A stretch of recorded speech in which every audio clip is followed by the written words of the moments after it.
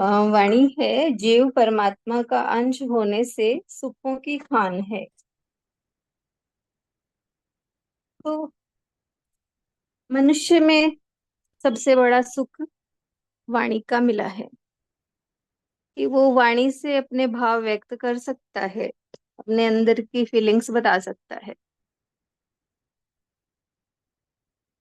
और परमात्मा की उस पर विशेष कृपा होती है।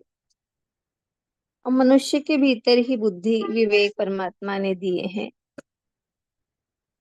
जिससे वो अपने जीवन को सुखमय बनाए रख सकता है। तो इसलिए वो परमात्मा का अंश होने के कारण जीव सुखों की खान है। उसके भीतर इतनी शक्ति है कि वो अपने भीतर से परमात्मा को प्रकट कर सकता है। तो इस तरह बताया कि जीव है, परमात्मा का अंश होने से सुखों की खान है। क्यों? क्योंकि परमात्मा भी सुख स्वरूप है, आनंद का सागर है परमात्मा। तो उसका अंश होने के कारण जीव भी उस आनंद की राशि को प्राप्त कर सकता है।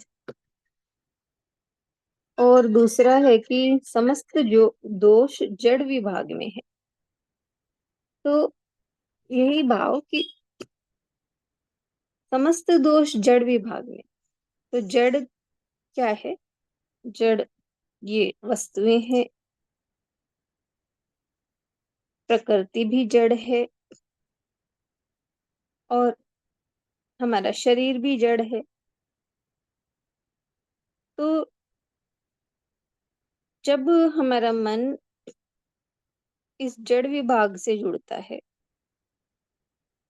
इनको अपना मान लेता है, तो समस्त दोष मनुष्य के भीतर उभर आते हैं।